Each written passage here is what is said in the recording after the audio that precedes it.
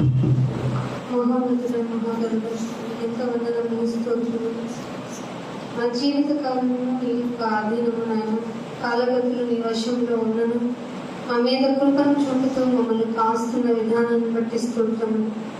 ఆయుష్ను దయచేస్తూ నీ కొరకు బ్రతకాలని, నీ ఆశ నెరవేర్చాలని, నీ యొక్క ప్రభా ఆలోచనకు తగినట్టుగా మా జీవితాలు తీర్చిదిద్దుకోవడానికి నీ వాక్యము మాకు ఎంతో అవసరం కనుక నీ వాక్యం కొనుక్కునైనా నీ పాదాలు చెంతబెట్టులాడుతున్నాము.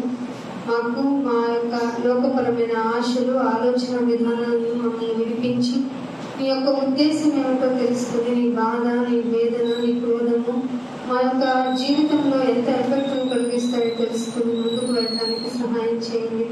అయినా ఈ బిడ్డలకు వాక్యాన్ని ప్రకటించాలి అంటే ఈ లౌకిక జ్ఞానం సరిపోదు కనుక ఈ యొక్క ఆత్మీయ జ్ఞానంతో నన్ను నింపి ఆయన ఈ బిడ్డలకు ఎలా అయితే మీరు చెప్పాలని ఆశపడుతున్నారో ఆ విధంగా చెప్పడానికి నన్ను సాధనం చేసుకోగలుగుతున్నాము. సహాయమును దయచేయండి. పరిశుద్ధాత్మదేవ మీ సహాయం కోరుతున్నాము తండ్రి. నాయనా నీ బిడ్డలు కేవలం నిర్వాహం మాత్రమే ఉండి వారిని మోసపుచ్చుకోకుండా నీ వాక్య ప్రకారం నాయన బ్రతికి ఆ పరలోకాలను స్వతంత్రించుకునేలాగా ప్రవర్తించుటకు తగిన వాక్యములు మా యొక్క హృదయంలో ఉన్నైనా దేవులాగున సిద్ధపరచండి, ఆయత్తపరచండి. బిడ్డలందరినీ మీ చేతులకు అప్పగిస్తూ నేను నాయన నీ కృపను కోరుకుంటూ యేసుక్రీస్తు వారి పరిశుద్ధమైన నామంని ప్రార్థన అడిగి పెట్టుకుంటున్నాం మా పరమ తండ్రి. దేవుని నామంలో మీ అందరికీ వందనములండి. దేవుడు మిమ్మల్ని దీవించాలని ఆశపడుతున్నాను. దేవుని యొక్క మాటలు చాలా అత్యవసరమైనది. మన మాట, మన వ్యవహార శైలి, మన బాట అన్నీ ఈ లోకపరంగా ఉంటే కనుక దేవునికి రుచించదు, అది నిజం. కానీ లోకంలో చాలా మంది మా యొక్క భక్తి అంటే మేము ఏర్పాటు చేసుకున్న భక్తి విధానము మా యొక్క ఇష్టమైన చొప్పున నేను పూజిస్తాము, నేను సేవిస్తాము అంటున్నారు కనుకనే దేవునికి నచ్చటం లేదు. ఇది నిజం. దేవునికి నచ్చటంలా మనం చేసే పూజ విధానం, మనం ప్రవర్తించే విధానం, మనం ఆరాధించే విధానం ఏదైనా సరే ఆయనకు నచ్చటం లేదు. ఎందుకంటే ఆయన ఇష్టమైనట్టుగా మనం ప్రవర్తించి ఆయన పూజించడం లేదు కనుక. అదే యెషయా గ్రంథంలో ఆ ప్రవక్తను ఏర్పాటు చేసుకుని ఆ పెద్ద ప్రవక్త ప్రతిసారి చెబుతున్నది, దర్శన దినంలో జరిగేది, ప్రళయ దినంలో జరిగేది, నా బాహు ఇంకా చాపాను అయినను నా క్రోధము చల్లారలేదు. ఈ మాటలు మీకు ఎలా అనిపిస్తున్నాయో తెలియదు కానీ చాలా భయాన్ని కలిగిస్తున్నాయి. ఎందుకంటే వాక్యాన్ని జస్ట్ వినటం వేరు, చూడటం వేరు, జస్ట్ అలా వినేసి వెళ్ళిపోవటం వేరు. కానీ వాక్య ప్రకారం ప్రవర్తించని నాడు నీకు చాలా భయంకరమైన స్థితి కలుగుతుంది, భయంకరమైన ఘోరమైన దినాన్ని నువ్వు ఎదుర్కోవాల్సి వస్తుందని ఆ పెద్ద ప్రవక్త ద్వారా ఆనాటి ఇశ్రాయేలుకి చెప్పినా వారు వినలేదు. అంతకంటే ఘోరమైన పరిస్థితులు వారు రుచి చూశారు. అదే కొరింథీ పత్రికలో రాస్తూ ఈ సంగతులన్నీ మీకు దృష్టాంతములు, ప్రతిదీ మీకు ఫర్ ఎగ్జాంపుల్ ఇశ్రాయేలు ఇలా చేశారు, మీరు ఇలా చేశారంటే నేను ఒప్పుకోను. ఇంకో ఇశ్రాయేలు ఇలా ప్రవర్తించారు, అందుకే నేను ఒప్పుకోలేదు, వాళ్ళు చంపేశాను అరణ్యంలోనే, నా మాట వినలేదు కనుకనే అరణ్యంలో చచ్చారు.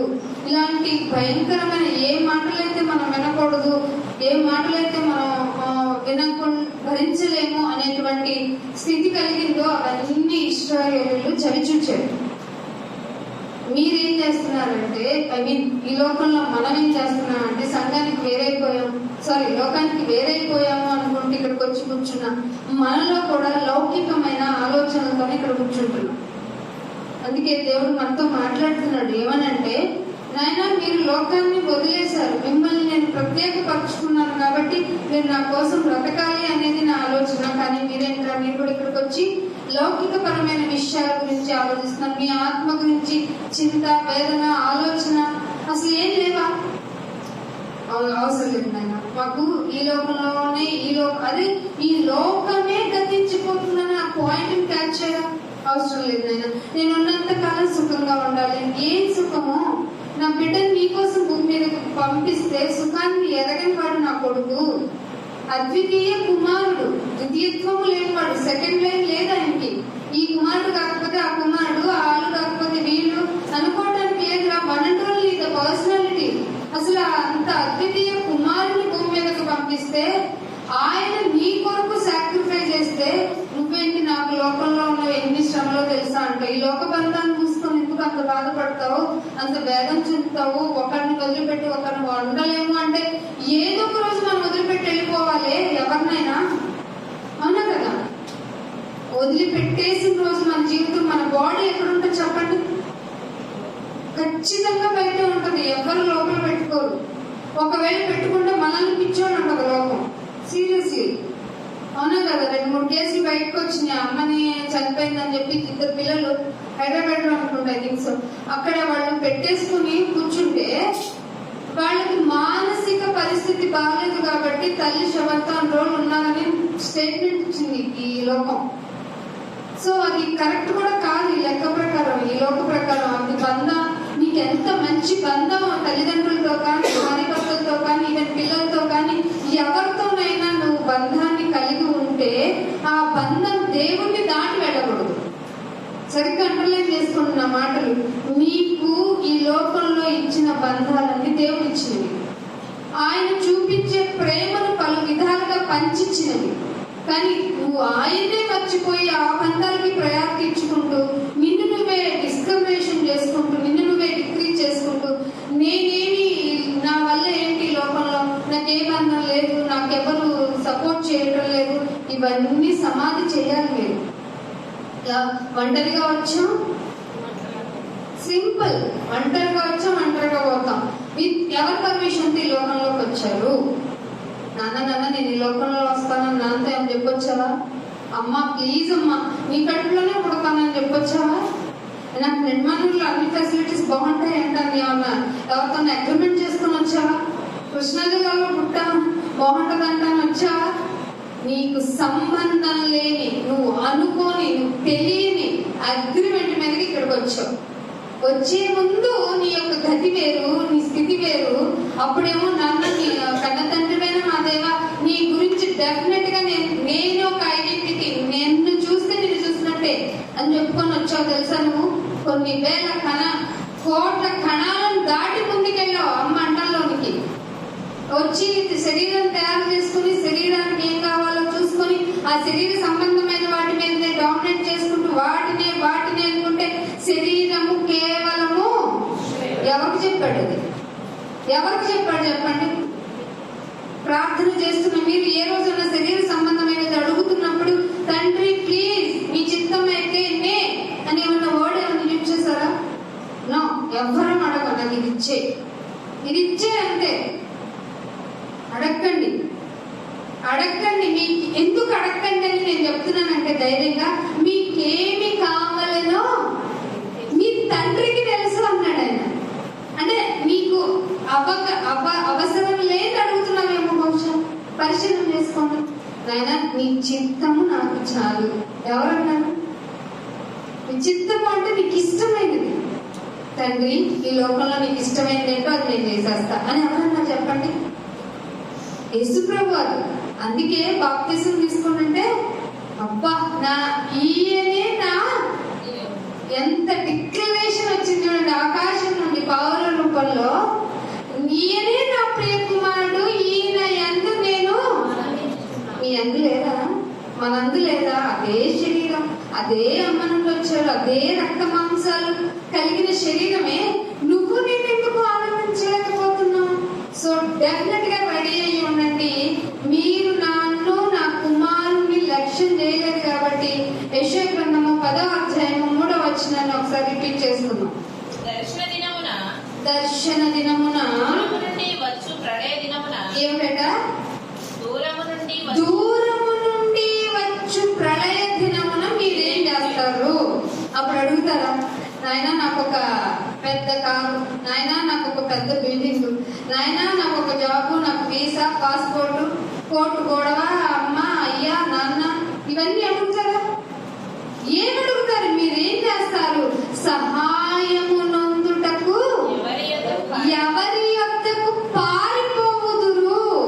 ఇది కావాలి. ఏ రోజు అంటారు? ఇప్పుడే ఉండదు మీకు.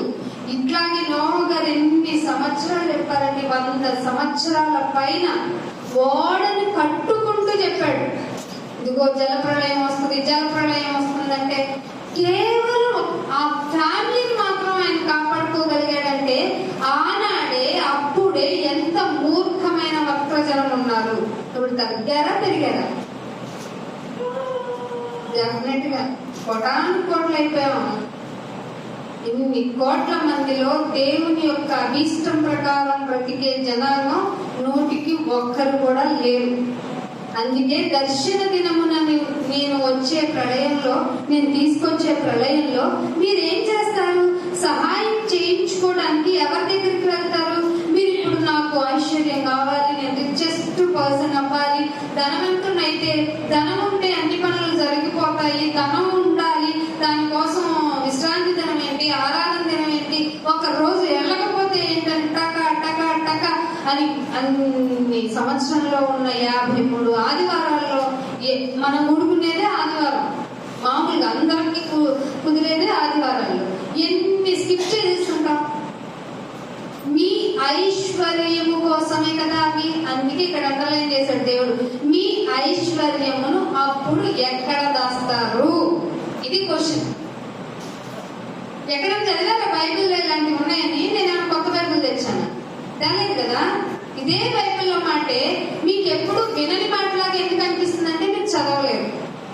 అనుదినము ప్రతిదినము దాన్ని చదువువాడు ధన్యుడు. ఆ ధన్యత అంటే, ధన్యుడు ఇన్ ది సెన్స్ ఏంటంటే బ్లెస్డ్ అని, ఓవర్ బ్లెస్డ్ అని. మీకు కావాలి కదా, ఎట్లాగో మీరు అడుగుతూ ఉంటారు, గిన్నె నిండి పొరలాలి మీకు, గిన్నెలోది చాలనైనా అందరూ గిన్నె నిండి పొర్లించిన ఆయన.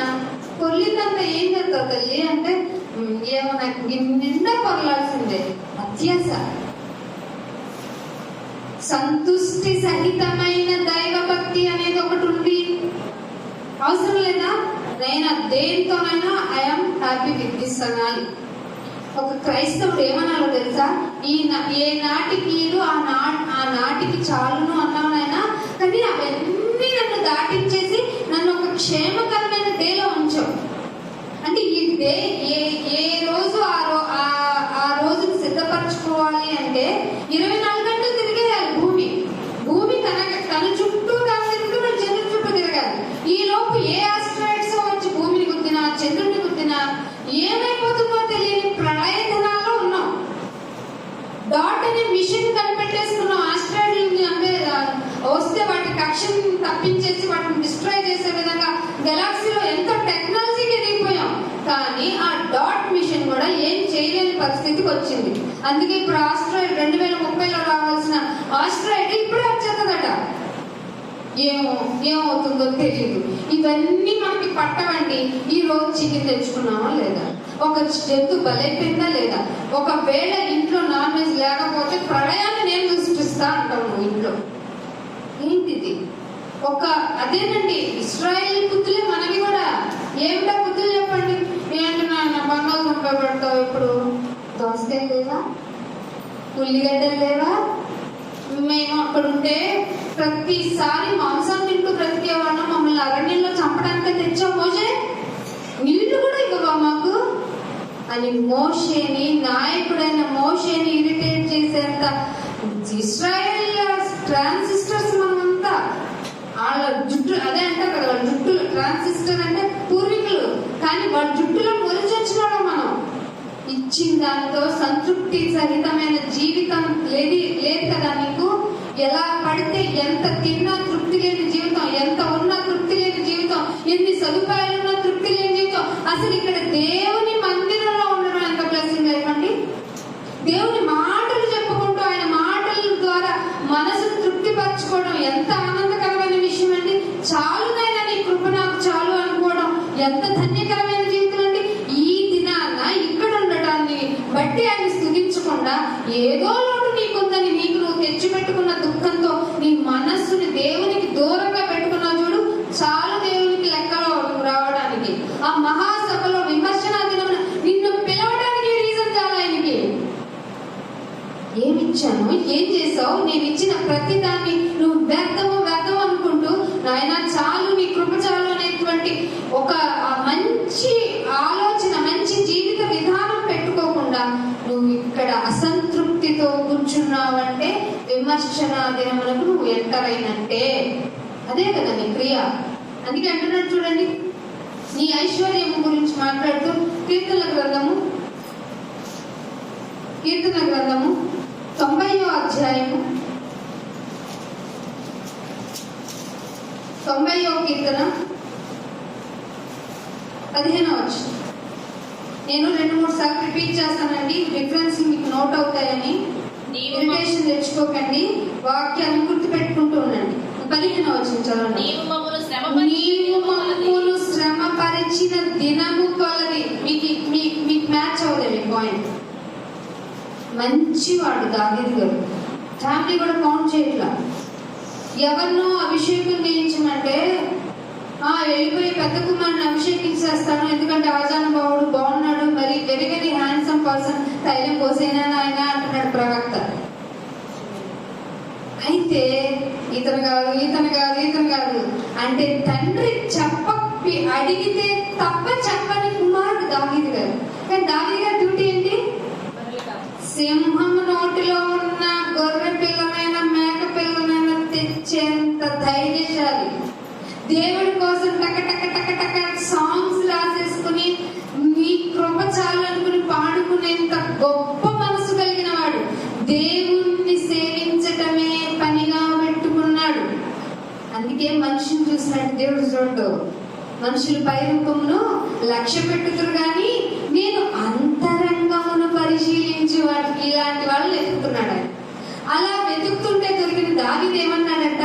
నన్ను శ్రమ పరిచిన దినము కొలది, మేము ఈడు అనుభవించిన ఏళ్ళు. ఒక్క ఫోటో వస్తేనే అయ్యారు ప్రార్థన నా వల్ల కావట్లేదు ఈ శ్రమ అంటావే.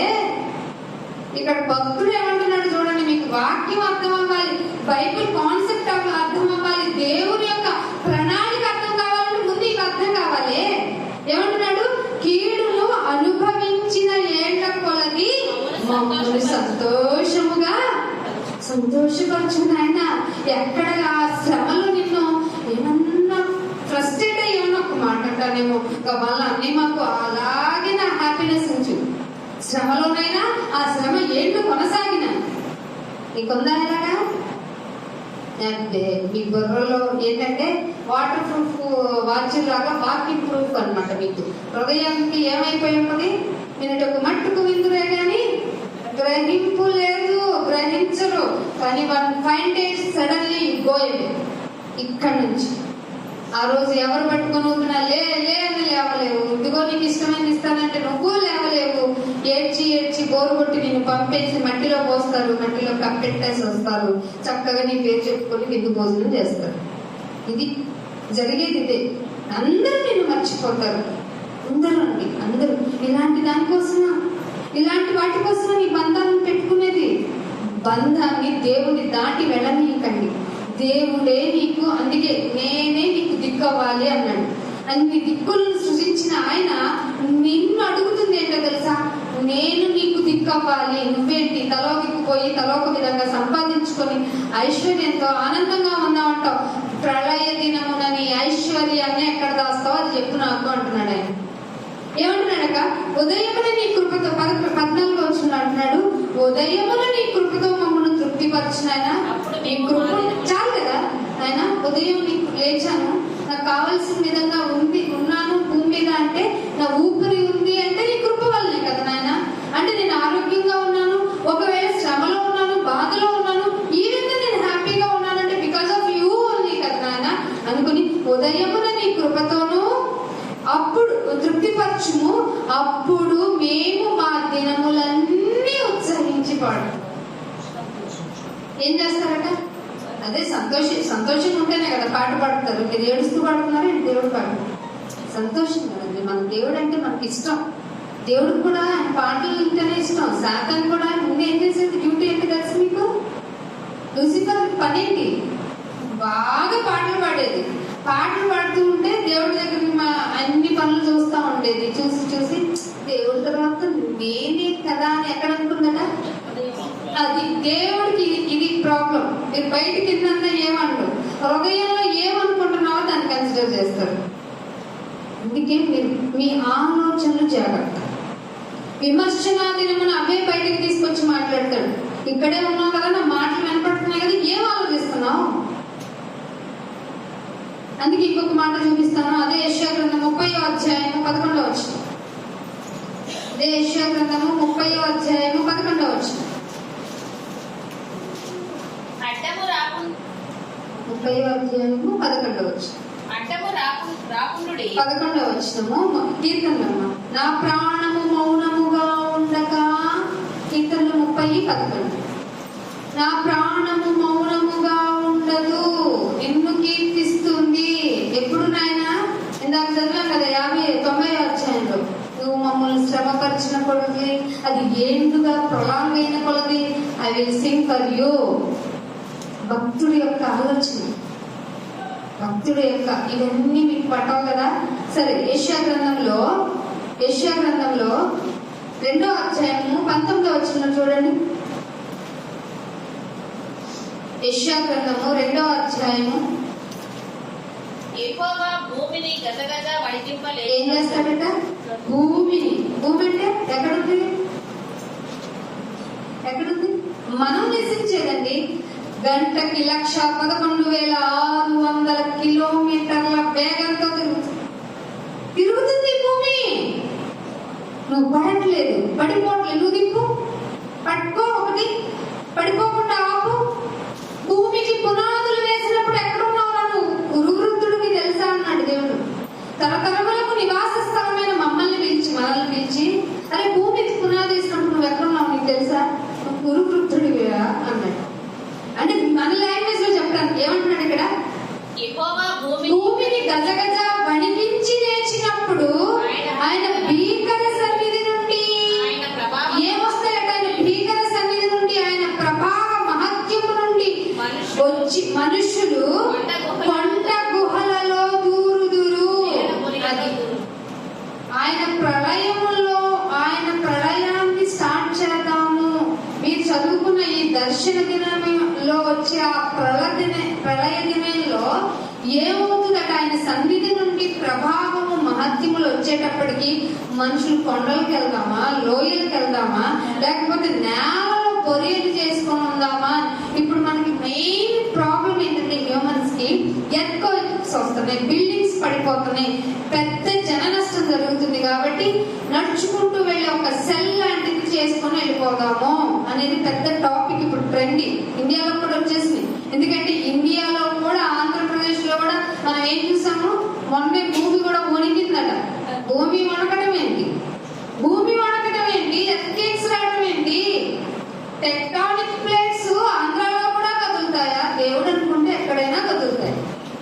ఎక్కడ దాక్కుంటారు అంటే, మీరు దాక్కుందామని బయలుదేరుతారు నేల పొరియలలో. ఇంకెక్కడ బయలుదేరుతారట? కొండల్లో లేకపోతే లోయల్లో దాక్కుందామని చూస్తారు. But there is no use అంటున్నాడు దేవుడు. ఇంకొక మాట చూపిస్తాను. అదే యెషయా గ్రంథము 30వ అధ్యాయము 1వ వచనం చూడండి. అదే యెషయా గ్రంథము 30వ అధ్యాయము 1వ వచనం. యెహోవా వాక్కు ఇదే, లోబడని పిల్లలకు శ్రమ. ఎవరికట? లోబడని పిల్లలకు శ్రమ, పాపమునకు పాపము కూర్చుకుంటున్నారట. అసలు ఆజ్ఞాతిక్రమమే పాపం అంటున్నాడు ఆయన. ఆజ్ఞను అతిక్రమించేస్తున్న ఈ జనాంగాన్ని పాపమునకు పాపముగా కూర్చుకుంటున్న వారు ఏం చేస్తున్నారు తెలుసా? వారు నన్ను అడుగక ఆలోచన కూడా చేయక, నాయన ఏంటి నాయన నా పరిస్థితి, ఏంటి నాయన నా ఆలోచన, నీకు అనుగుణంగా ఉంటున్నానా లేదా, నీకు నెమ్మదిని కలిగించే విధంగా ఉన్నానా, నిన్ను ఆయాసపరిచే విధంగా ఉన్నానా, ఆత్మ పరిశీలన చేసుకోవడానికి సంఘంలోనికి రావటం లేదట. ఏమంటున్నాడు ఇక్కడ?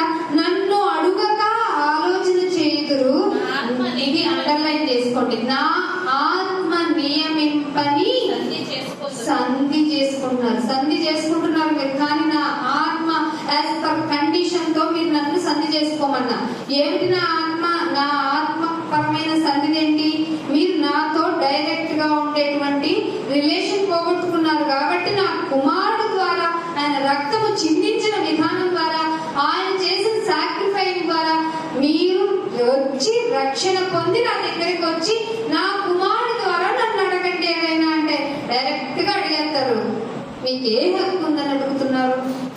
మీలో ప్రతిదీ పాపమే. మీ మంచి పనులే మురికి కొట్టలు. అసలు ఆయన కొంచెం నాలో పాపము లేదు అని నువ్వు డైరెక్ట్ గా డిక్లరేషన్ ఇచ్చావంటే దేవుణ్ణే అబద్ధికుడి చేశావని యేసు ప్రభువు బ్రదర్ అయినటువంటి ఆయన 1వ యోహాను పత్రికలో రాశారు. అంటే నేను పాపిని కాదు, నేను గుడికి వెళ్తున్నాను, గుడిలోకి వస్తున్నాను, మీటింగ్ పెడుతున్నాను, మీటింగ్ లో ఉంటున్నాను, అయ్యగారు చెప్పింది చేస్తున్నాను, ఆయన ఇష్టం వచ్చినట్టు చెప్తున్నాడు కాబట్టి ఆయన ఇష్టం వచ్చినట్టు చేస్తున్నాను కాదు. దేవుడు ఏం చెప్తున్నాడు, నువ్వేం చేస్తున్నావు అంటే దేవుడు నా యొక్క విచారణ చెయ్యక పాపమును కూర్చుకొని ఏం చేస్తున్నారట, నన్ను అడుగక నా ఆత్మ నియమింపని సంధి చేసుకుంటున్నారు. ఇది నా ప్రాబ్లము అంటున్నాడు. అదే యెషయా గ్రంథంలోనే 23వ వచనంలో ఏమంటున్నాడు చూడండి. ఇదే 30వ అధ్యాయం 23వ వచనం. నీవు నీ భూమిలో విత్తుటకు అసలు నన్ను ఎందుకు విచారం లేదా? ఎవరిని అడగాలి? నేనేమేం చేస్తున్నాను నీకు తెలుసా? నీవు నీ భూమిలో విత్తుటకు నీకు గింజలు కావాలి. నువ్వేమన్నా ఒక గింజలు తయారు చేసి చూపించు. మన వాళ్ళు పెద్ద కష్టపడి పైకి వెళ్ళి కొత్తిమీర మొలిపిస్తాం, తోటకూర మొలిపిస్తున్నాం, ఇదిగో ఇది కొన్నాం, అది చేస్తాం, ఇప్పుడే తిన్నాం అంటున్నారు. కానీ వారి వల్ల ఆర్డర్ లేదట. గింజలు ఎవరి వల్లట? దేవుడు. నీవు నీ భూమిలో విత్తుటకు గింజలు కావలసిన ఆ గింజలు కావాలంటే ఏముండాలట? వాన ఉండాలి. ఆ వానను ఆయన కురిపిస్తున్నాడు. ఆ కురిపించడం వల్ల భూమి ద్వారా వచ్చే రాబడిని మీరు తీసుకుంటున్నారే. ఇది కామన్ గా జరిగే ప్రాసెస్ కదా. కానీ మీకు తెలియకుండా ఒకటి జరుగుతుంది అంటున్నాడు చూడండి. 30వ అధ్యాయం ఇదే 30వ వచనంలో, ఇదే అధ్యాయం 30వ వచనంలో యెహోవా తన ప్రభావము గల స్వరము వినిపించినప్పుడు, అంటే కామన్ కమాండ్ కన్నా అనదర్ కమాండ్ వచ్చిందంట దేవుని దగ్గర నుంచి. ఏమని స్వరము వినిపించాడంట? ప్రచండమైన కోపముతోను దహించు జ్వాలతోను పెళపెళయను గాలి వాన వడగండ్లతోను. అంటే కామన్ ఇన్స్ట్రక్షన్ పోయి, ఇదిగో గాలి, ఇదిగో వాన, మీరు ఈ పనులు కాదు చేయాల్సింది, గింజని కాదు. వాన పడిన తర్వాత గింజ మొలిచి ఆ భూమి ద్వారా వచ్చే రాబడి మనిషి సంతోషించడం కాదు. ఏం కావాలట? పెళపెళయను గాలి వాన. ఇప్పుడు మనం పేరు చేస్తాం. మనిషి యొక్క పరిస్థితిని దేవుడు గుర్తు చేస్తున్నాడు. గుర్తు పెట్టుకోండి. పెళపెళయను గాలి వాన వడగండ్లతో తన బాహువును చాపాడైనా. ఎందుకంటే మీరు తను చెప్పని సంధిని చేసుకున్నారు, తన మాటను పెడచెవిని పెట్టేశారు. ఆయన యొద్ద విచారణ చేయటం లేదు, ఆయనతో మాట్లాడటం లేదు.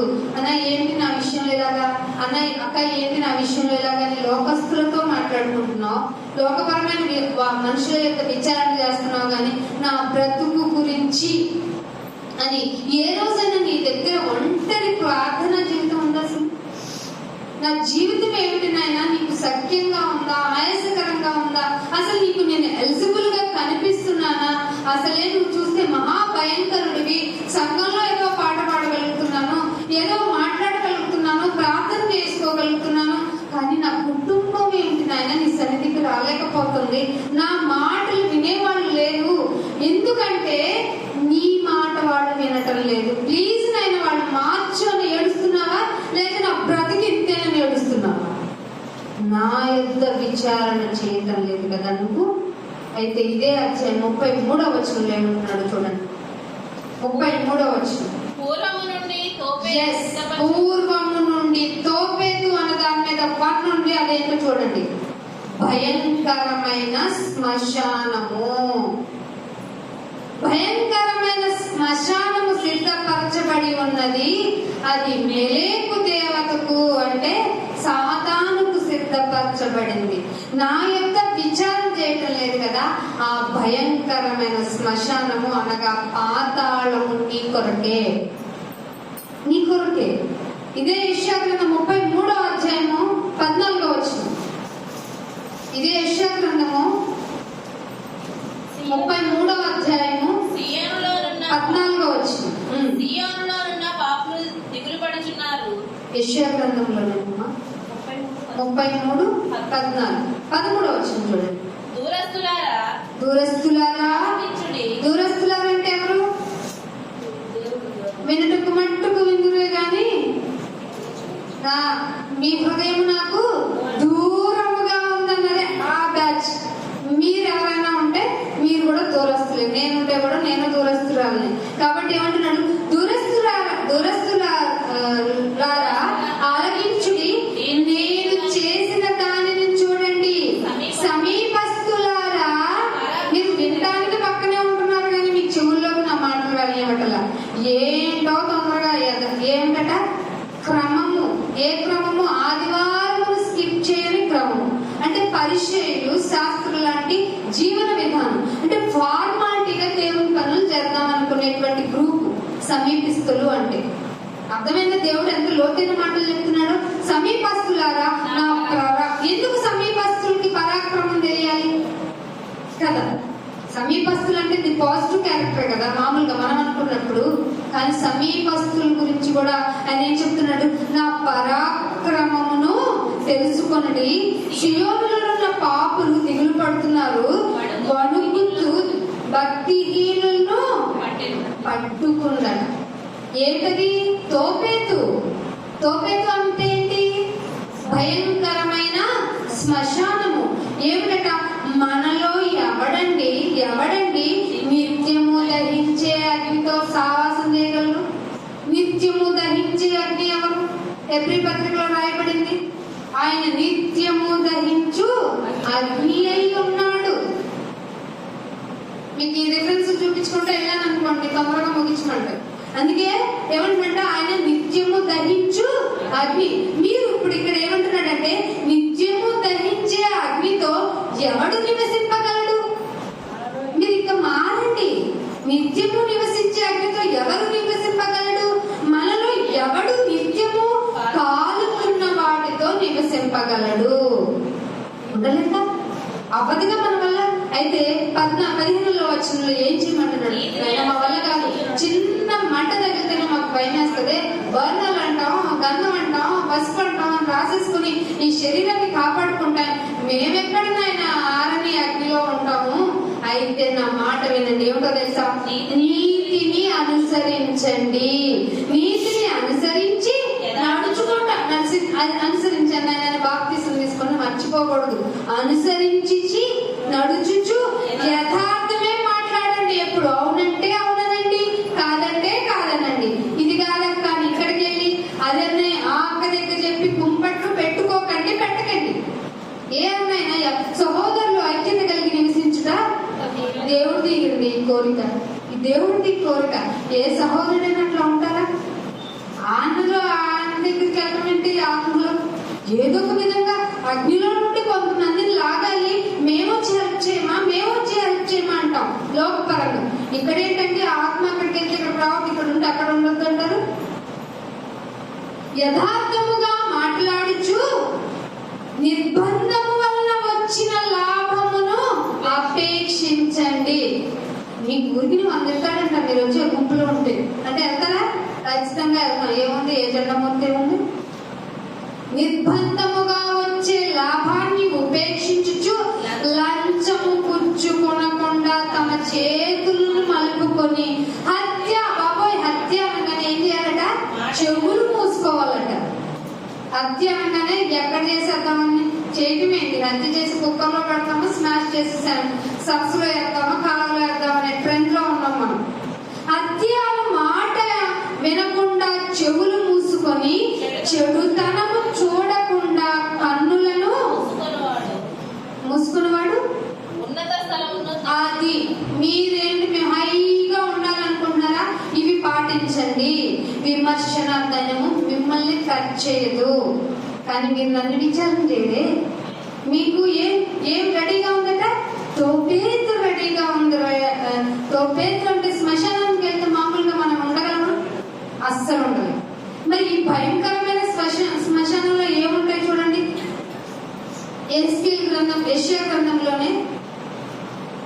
యెషయా గ్రంథంలోనే 31వ అధ్యాయం 1వ వచనం.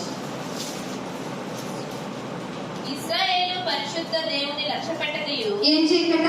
ఇశ్రాయేలు పరిశుద్ధ దేవుని లక్ష్యపెట్టకయు, మళ్ళీ ఇదే ప్రాబ్లం. మళ్ళీ యెహోవా యొక్క విచారణ చేయని బ్యాచ్ ఏం చేస్తారంటే 5వ అధ్యాయము 14వ వచనం. 5వ అధ్యాయము 14వ వచనం. అందుచేతనే తోఫెతు అనగా ఈ భయంకరమైన శ్మశానమైన పాతాళము గొప్ప ఆశతో ఉంది. ఎట్టయినా వీడు వచ్చేస్తాడు పాతాళం. అపరిమితముగా నోరు తెరుచుకుంది. అపరిమితంగా ఎప్పుడు తెరుస్తా చెప్పండి? బాగా పట్టాలి కాబట్టి, ఎట్టయినా పట్టించేస్తాం కాబట్టి. అపరిమితంగా నోరు తెరుచుకుందేట. పాతాళము నేరు తెరుచుకుంది. దానిలో ఎవరుంటారు అంటే ఏంటినైనా మేము గనులు అంటే నీ దగ్గరికి వచ్చేస్తారు అనుకున్నాం. ఏమంటున్నాడు? గనులను సామాన్యులను ఊరికి దేవుడు అంటే ఏం మాట్లాడతారో తెలియదు. ఘోష. కొంతమంది ప్రేయర్ చేస్తారు, ఆ ప్రేయర్ చేస్తూ భయం వేసేస్తాము. ఎందుకు? అనవసరమైన అతి దేవతారాధన ఎందుకు ఆసక్తులను కూడా దేవుడు ఒప్పుకోడు. మీరు అనవసరమైన అతి మర్యాద చేయమాకండి. ఎందుకంటే అతి వినయం ధూర్తుని లక్షణం. వాడు అట్లాగే పరలోకంలో ఎక్కడున్నాడట? పరలోకంలో వినయం చూపిస్తున్నట్టే నటించాడు. కానీ మన హృదయంలో ఏమనుకున్నాడు? దేవుడి తర్వాత నేనేగా అనుకున్నాడు. తోసి పడేశాడు దేవుడు భూమి మీద. అందుకే భూమి నీకు శ్రమ, సముద్రమా నీకు శ్రమ. భూమి అంటే భూమికి కాదు, భూమి మీద ఉన్న మనుషులకు శ్రమ. మనకు తెలుసు కదా, గురజాడు కదా ఏమన్నాడు? మనిషి మట్టి అంటే మనుషులో అన్నాడు. అందుకని ఏమన్నాడు? గొప్ప ఆశ పెట్టుకుని ఉంది. గనులను సామాన్యులను ఘోష చేయవారు హర్షించువారు కూడా అందులో పడిపోతారు. కాబట్టి మీరు ప్రార్థన చేసేటప్పుడు గాని, పాట పాడేటప్పుడు గాని, అసలు సంఘంలోకి మీరు వచ్చేటప్పుడు గాని, మీకు ఉంది కదా ప్రసంగి గ్రంథంలో ఉంటది, మీరు మందిరమునకు పోవునప్పుడు మీ ప్రవర్తనను చూసుకుని వస్తున్నారా? ప్రవర్తన జాగ్రత్తగా చూస్తున్నారా? ఇంటిలో ఎవరు మీ సంగతి మందిరం నుంచి వచ్చిన తర్వాత చెప్తా అంటున్నావా? అంటున్నారా? ఏమన్నా సమాధానం లేకపోతే నువ్వు అర్పణించేటప్పుడు నువ్వు ఇచ్చే అర్పణ ఏంటి? మనం ఇప్పుడు ఈ నవీన యుగంలో ఇచ్చే అర్పణ ఏంటి? జిహ్వ బలముతో ఆరాధన చేయటమే. జిహ్వ బలము అంటే నోటి నుండి వచ్చే ఆరాధన. అందుకే సంఘంలో ఆరాధన కాన్సెప్ట్ పెట్టబడింది. నాయన నువ్వు చేసిన ఇంత గొప్ప రక్షణను గురించి నేనేమి ఇవ్వగలను అంటున్నావు. కానీ దేవుడు ఏమంటున్నాడు? నీ జిహ్వ బలాన్ని ఆ జిహ్వ బలం ఇచ్చేటప్పుడు ఇంటి దగ్గర వాళ్ళని తిట్టేసి ఇష్టం వచ్చినట్టు మాట్లాడేసి ఇక్కడికి వచ్చిన తర్వాత అయినా నేను ఎట్లాంటి అట్లాంటి ప్లీజ్ నన్ను ఎక్స్క్యూజ్ చేసే ఆమె అన్నావు అనుకో, నువ్వు వర్షించే లెక్కలో ఉన్నావు. నిన్ను తీసుకెళ్లి తోపేతిలో పడేస్తాడు ఆయన. అవసరమా మనకి? అందుకే ప్రకటన గ్రంథము 6వ అధ్యాయం 15వ వచనం. ప్రకటన గ్రంథము 6వ అధ్యాయము 15వ వచనం. భూరాజులను ఘనులను సహస్రాధిపతులను ధనికులను బలిష్ఠులను ప్రతి దాసుడును ప్రతి స్వతంత్రుడును కొండ గృహలలోను పంట సందులలోను దాక్కుంటారట. ఈ లోకంలో గనులైన వారు గాని, సహస్రాధిపతులైన గాని, రాజులైనా గాని, ఎవరైనా మన ట్రెండ్ ప్రకారం సీఎం అవుని పిఎం అవుని దేవుణ్ణి ఒప్పుకోకపోతే వాళ్ళంతా బలిష్ఠులు. ఇప్పుడు ఎంత బలమైన స్థితిలో ఉన్న వాళ్ళైనా గాని, ఈవెన్ నేను చాలా నమ్మకంగా ఉండే దాసుడిని అనుకున్న వాడినైనా కానీ, అరే నువ్వు దాసుడు కదా అని ఎక్స్క్యూజ్ చేయడు. దేవుణ్ణి ఒప్పుకోకపోతే ప్రతి స్వతాన్ని ఇండిపెండెంట్ కదా, ఎవరితోనూ నేను నాకేముండదు కదా అంటే ఒప్పుకోడట. ప్రతి వాడును కొండ గుహల్లోను పంట సందుల్లోనూ దాక్కుని సింహాసనాసీనుడై ఉన్న వారి యొక్క గొర్రె పిల్ల యొక్క ఉగ్రత దినమే విమర్శనా దినము. ఉగ్రత దినము మహాదినము వచ్చిండ్రా బాబోయ్. వీళ్ళంతా మైకులెట్టుకొని చెప్తుంటే, రోడ్ల మీదకి వెళ్ళి చెప్తుంటే మేమేదో అనుకుని వాళ్ళని త్రోసేసాం, రిజెక్ట్ చేసాం, వాళ్ళని అవమానించాము అని అనుకుని మహాదినం వీళ్ళు చెప్పినట్టే వచ్చెను. దాని తాళ జారేవాడు ఎవడు? ప్లీజ్ ఒక పని చేసి పెట్టండి అని 17వ వచనంలో అంటారు. మీరు మా మీద పడి ఆయన సన్నిధికి గొర్రె పిల్ల ఉగ్రతకును మమ్మల్ని పడకుండా మరుగు చేసేదని అప్పుడు వస్తారట. ఏమన్నా ఉపయోగం ఉండదా? అప్పుడు ఏమన్నా ఉపయోగం ఉండదా? కుదరదని ఎవరు చెప్తారంట? బండలకే చెప్తారంట. బండ వచ్చి ఏమైనా మీద పడుతుందా? అవ్వదండి. అందుకే ప్రతిసారి మీకు గుర్తు చేసేది ఆ గొర్రె పిల్ల ఉగ్రత దినాన్ని మీరు తట్టుకోలేరు. ఆ దినాన్ని తప్పించుకోవాలి అనే సదుద్దేశంతోనే మిమ్మల్ని రేపుతున్నాము. మీ హృదయంలో వాక్యము ద్వారా మండేలాగా చేస్తున్నాము. యథార్థంగా ఉండండి, నీతిని అనుసరించండి, మంచిగా ఉండండి అని ఎవరన్నా ఉన్నారా? వచ్చి వెళ్ళిపోతున్నారు. అందుకే లూకాసు వార్త 19వ అధ్యాయం ముగించేస్తున్నాను. లూకాసు వార్త 19వ అధ్యాయం 43వ వచనం. లూకాసు వార్త. ప్రభువు నిన్ను దర్శించిన కాలమున, అది మీరు అండర్లైన్ చేసుకోండి. ఇంటికి వెళ్ళి తిని 10 సార్లు హోంవర్క్ రాసుకోండి. మీరు బుక్ ఒకటి పెట్టుకోండి. ప్రభువు నిన్ను దర్శించిన కాలమున నీవు ఎరగలేదు, రమ్మంటే రావు, నీ వాళ్ళని తీసుకురావు, రక్షణ ఇప్పించవు, దేవుడి యొక్క భాగ్యం ఏంటో తెలియదు. నేను పిల్లాడు పుడితే బాప్తిసం తీసుకుంటానంటావు, అమ్మాయి పుడితే రానంటావు, ఉద్యోగం వస్తే గుడికి వస్తానంటావు. ఏంటో నీకు ఆయన రక్షణ వాల్యూ అస్సలు తెలియట్లేదు. నిన్ను దర్శించిన కాలము అంటే వాక్యము ద్వారా ఇలా రిపీటెడ్ గా నీ చెవులు మారు మోగేలాగా నీకు చెబుతుంటే నువ్వేమంటావు? ఎరగలేదు, ఒప్పుకోలేదు, రాలేదు. నువ్వు ఎరగనంటివి కనుక నీ శత్రువులు నీ చుట్టూ గట్టుగట్టి ముట్టడి వేస్తారు. అన్ని ప్రక్కల నిన్ను అరికట్టేస్తారు. నీలోనున్న నీ పిల్లలను కూడా మురిసిపోతున్నారు కదా. పిల్లలు మూసుకొని ఎంత పెద్ద డ్యూటీనో తెలుసా మీకు? అసలు అది మీరనుకునే గిఫ్ట్ కాదు. ఆయన గిఫ్ట్ డైరెక్ట్ గా మీకు ఇస్తే మీరు తీసుకెళ్లి తిమ్మలో దొక్కేస్తారు. సో మీ రక్తంలో రక్తం అయ్యి, మీ మాంసంలో మాంసం అయితే మీకు ఒక ఎఫెక్షన్ వస్తుంది. దానికి పెట్టిన ప్రాసెస్ పెళ్లి సంబంధం. ఆ సంబంధం ద్వారా మిమ్మల్ని ఇద్దరిని బ్లెస్ చేసి ఇచ్చిందే ఆయన ఫ్రూట్, గర్భఫలం. దాన్ని తీసుకెళ్ళి దాని పేరు చెప్పుకొని, ఆ గర్భఫలం పేరు చెప్పుకొని, అసలు గుడికే రావట్లేదు కదా, నిన్ను వాళ్ళని కలిపి నేలలో పెడతాను. ఇవన్నీ ముందు చెప్పేయటం వల్ల దేవుడు మీకు నెగిటివ్ గా కనపడుతున్నాడు. కానీ ఆయన మీరు ఎంత శ్రమ పెట్టారు తెలుసా? నా వద్ద విచారణ చేయక, నా మాటలు లెక్క చేయక, నేను దర్శించిన కాలమున మీరు అసలు నమ్మకుండా ఉంటే నా యొక్క ఉగ్రత దినము ఈక్వల్ టు తోపెత్తు మిమ్మల్ని రెడీగా ఉంది. గొప్ప ఆశ కలిగి, గొప్ప ఆశతో అపరిమితముగా నోరు తెరుచుకున్నామండి. బీ రెడీ ఫర్ ప్రార్థన చేసుకుంటాం. మహోన్నతుడా, మహాగణుడా, నువ్వు ఎంత భయంకరుడు, ఎంత గొప్ప ప్రళయాన్ని మా ముందు ఉంచి మమ్మల్ని బ్రతిమలాడుతున్నావు మాకు అర్థమవుతుంది. ఆనాడు యెషయాకి ఏంటంటే, ఇర్మియా గారికి ఏంటంటే, ఈనాడు ఈ మాట వినేవారు ఎవరు లేరు. కానీ ఈ మాటలు సీరియస్గా తీసుకుని భయభక్తులు కలిగి జీవించే వారి సంఖ్య రోజు రోజుకి తగ్గిపోతుంది. మాకు ఇచ్చిన ఈ మాటలు ప్రభు మాకు అర్థమవుతుంది. మేము రియలైజ్ అవుతున్నాం నాయన.